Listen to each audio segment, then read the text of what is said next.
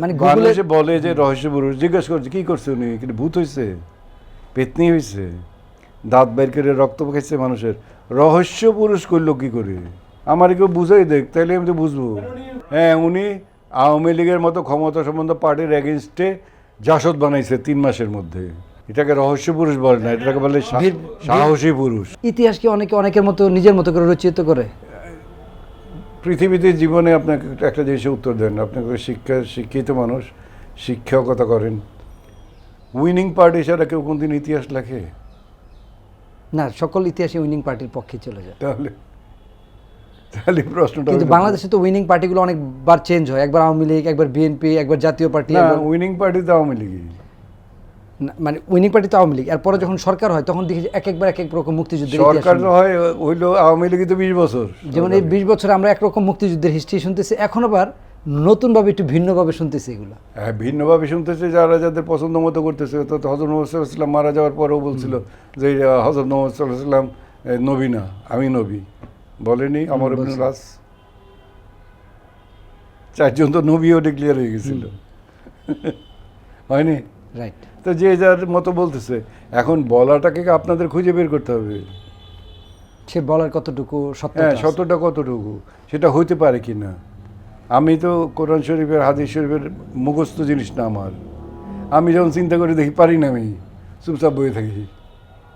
আপনারা বসে থাকেন চুপচাপ। ইতিহাস উইল কাম ডাউন। আপনাকে ওই যে বলছিল এই জার্মান মিথ্যা কথা বলে তুমি সত্য প্রমাণ অ্যাডলফ করতে হিটলার। পারো। অ্যাডলফ হিটলার যেটা, না, অ্যাডলফ হিটলার না, ওর মানে মিথ্যাকে এমনভাবে বলা যেত সেটা বারবার শুনতে শুনতে সেটা সত্য, ওই পৃথিবীতে সত্য বলে প্রমাণিত হতো। সে যেটা বলতেছে, কারণ ও বলতেছে একটা কথাকে, মিথ্যা কথাকে 10-30 বার বললে পরে সেটা সত্যই হয়ে যায়। কিন্তু সে একটা মরার আগে বলে গেছে যে সত্যকে মিথ্যা দিয়ে সত্যকে চাপা দিতে পারো 2, 5, 10, 20, 30 বছর, তারপরে আর পারবা না, ওটা জেগে উঠবে। যে বাইরে আসবে। সিরাজ বাইরে লাস্ট টাইমে কিছু না পেরে তোমরা বলছো রহস্য মানুষ, রহস্য পুরুষ, রাজনীতির রহস্য পুরুষ। রহস্য কি করছে? রহস্য না, না, মানে গুগলে মানুষে বলে যে রহস্য পুরুষ, জিজ্ঞেস করছে কি করছে উনি, কিন্তু ভূত হয়েছে, পেতনি হয়েছে, দাঁত বের করে রক্ত খাইছে মানুষের, রহস্য পুরুষ করলো কি করে?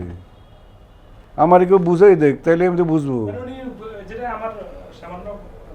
হ্যাঁ, উনি আওয়ামী লীগের মতো ক্ষমতা সম্বন্ধ পার্টির এগেনস্টে জাসদ বানাইছে 3 মাসের মধ্যে। এটাকে রহস্য পুরুষ বলে না, এটাকে বলে সাহসী পুরুষ। সাহসী বলতে এখানে আরেকটা বিষয় যে ভাইয়া উনি তার দীর্ঘ জীবনে কখনো কোনো পদ নেন না, নিচে রহস্য। নিচে নেয় না কেন? ছাত্রলীগের জেনারেল সেক্রেটারি ছিল না সে? তাহলে তো আমিও রহস্য পুরুষ, আমিও তো কোনো পদ পাইনি, দেয় নেই তারা আমারে, তারও দেয় নেই। সে ছাত্রলীগের জেনারেল সেক্রেটারি ছিল।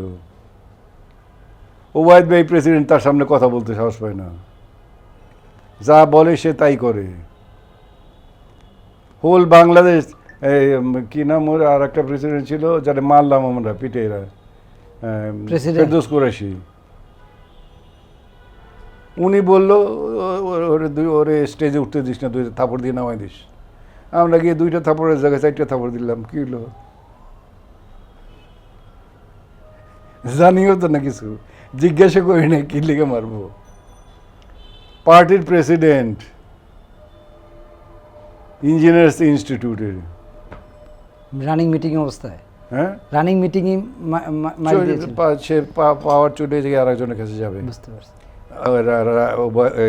বাকি ভাই আসবে ক্ষমতায়। বাকি ভাই তো রাজশাহীর, ও ঢাকার, ক্ষমতা ঢাকার বেশি, ঢাকা দিয়েই পিটিলাম ওর। বাকি ভাই সামনে কোনো দাঁড়াইতেই পারলো না, দাঁড়াই লোকে দেখে পাড়ায় লাগলো এই রব, মাসুদ পারভেজ, ফিরু, মহিউদ্দিন, ফারুক, এরা সব। ও তো 2টা থাপড় খাওয়ার পরে দৌড় দিয়ে বাইরে চলে গেল, স্টেজ ছেড়ে দিয়ে।